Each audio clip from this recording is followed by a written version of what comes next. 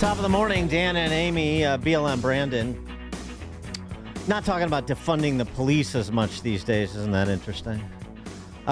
He tells the city that we are ready for whatever may come. Look, the city of Chicago has hosted the most conventions in the history of America. We're really good at this. Well, in fact, this won't even be the largest scale event that we've actually played host for. Yeah, but that was, 68 wasn't great. Oh, by the way, Didn't end well, yeah. To the extent that we've had previous conventions before that went off relatively well, you weren't the mayor then. That's the concern. Our police superintendent has worked with the Secret Service, local law enforcement agencies around the region to ensure a peaceful yet vibrant convention.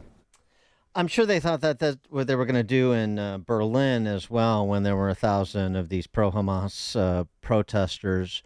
And instead, you had 23 arrested and nearly 10 officers. 10 officers were injured by rocks and bottles that were thrown at them, which is de rigueur for some of these groups.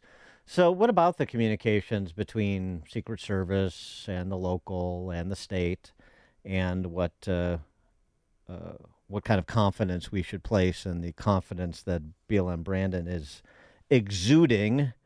For answer to that question, we're pleased to be joined by Derek Mayer, who is the special agent in charge of the Secret Service in the Chicago field office. Derek, thanks for joining us. Appreciate it. Good morning, Dave and Amy. Thank you for having me. I'm Dan, but that's close enough. So Brandon Johnson says Secret Service, local, state. Pritzker says the National Guard is on standby. So give us, from the Secret Service perspective, the picture of the cooperation and what you anticipate this week. Well, we couldn't ask for a better partnership from the City of Chicago, Chicago Police Department, Chicago Fire Department, Illinois State Police, and a ton of others, local, state, and federal partners throughout the city and the state. And we're expecting a very successful convention this week. What is that? I mean, are there any stand-down orders in place if people start looting or helping themselves to other people's stuff, like they did during, the George Floyd riots? I mean, if there are any violent disruptions and people break the law, they will be dealt with, and they will be dealt with swiftly by the Chicago Police Department. What's the distribution of responsibility? I mean, Secret Service is focused on, well, obviously the convention, inside the convention, and the principals, your protectees like the vice president and her running mate and so forth. But just that the we're still talking and trying to understand how Secret Service works based on what happened in Butler, Pennsylvania, when they interact with state and local. So what's the distribution of responsibility, the communication and coordination there? So this is a different situation in Butler, Pennsylvania. This is a national special security event. Mm-hmm. It's a whole of government approach. We have been planning for this for well over a year, since April of 2023. So the Secret Service, the FBI, and FEMA, along with local, state, and federal partners, plan for this type of event for over a year. So much different than Butler, Pennsylvania. Okay, but I mean, are you not allowed to tell me what who's got which responsibilities, or? So the National Special Security event, it takes place at McCormick Place during the day from 9 to 5, and then the nightly events take place at the United Center. So the Secret Service is the lead agency in securing both of those perimeters around the McCormick Place and also the United Center. The rest of the city is the Chicago Police Department is the lead agency for that.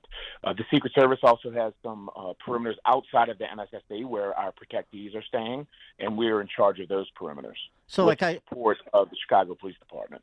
Okay, so like I saw yesterday, I think there was some sort of kickoff event in Navy Pier, and somebody jumped on stage to prattle on about freeing Palestine or some such thing. And so like an event like that, and I don't know if there were any protectees or dignitaries there, but is that like events like that are ancillary to the official convention? Is that a local law enforcement matter?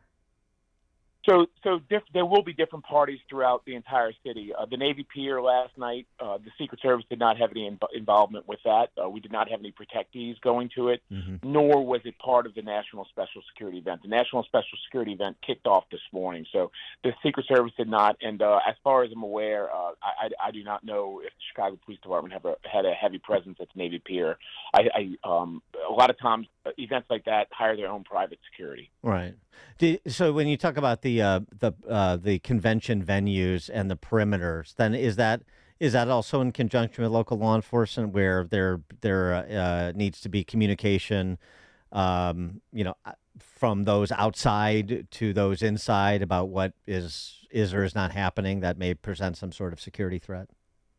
Yes, that is correct. So with any national special security event, the perimeter is the golden ticket, and it takes months and months for us to come up with that plan.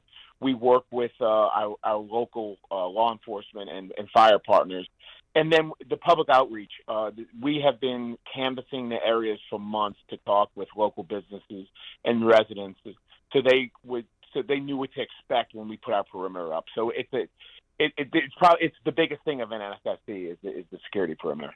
And so then are there point people with Chicago Police and Chicago Fire that are in communication with Secret Service inside, or how does that work? Because then, we've also heard that local law enforcement agencies outside Chicago are sending people. And then, as I mentioned, Pritzker says the National Guard or some number of National Guardsmen are on call and so forth. So how does everybody talk to everybody to make sure that, the left hand and right hand know what each is doing?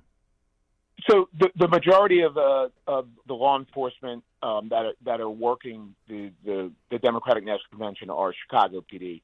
Yes, they. I know Superintendent Snelling has said in several press conferences that he is having some area law enforcement come in and help support, but the bulk of the work is being done by the Chicago Police Department. And then the communication between Secret Service and CPD for that, for example, then. Yes, we have a multi-agency communication center, which is the communications hub for the National Special Security event, and all communication is filtered through the MAC, as we call it. And how do you guys sort of plan for 50 to 100,000? Some of the estimates in terms of protesters, and given some of these groups and some of their history, which is known. How do you conceive of a response to people who color outside the lines? So, and that's something that we've been working with the Chicago PD for just as long, talking about how these protests could disrupt any type of event. And Chicago PD has been saying it all along that any violent disruptions will be handled very, very swiftly. I want to play a clip from Brandon Johnson again, too. He was asked about if there are people who instigate chaos and don't stay within the bounds of the law. Would you be willing to do what has happened before? Let's say that things get out of hand. Is raising the bridges an option? We don't raise bridges. We cross them, and we build them. That's fundamental to who we are as a nation. Is it judicious for Brandon Johnson to telegraph that, for example, we won't raise the bridges if there is chaos that ensues? I can't speak to what Mayor Johnson why he said that. I can tell you this: I've met him several times. He's been working with us from the get-go. The Secret Service has a great relationship with him in the city of Chicago.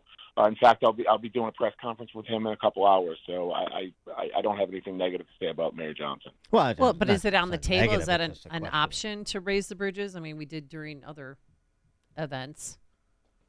I'm not at liberty to discuss our security plan with you. Again, I don't want to comment on the mayor's comments. Okay. Derek Mayer is the special agent in charge of the United States Secret Service, the Chicago field office. Derek, thanks for joining us. Appreciate it. Thank you, Dan. Thank you, Amy. Thank you. And he joined us on our turnkey.pro answer line.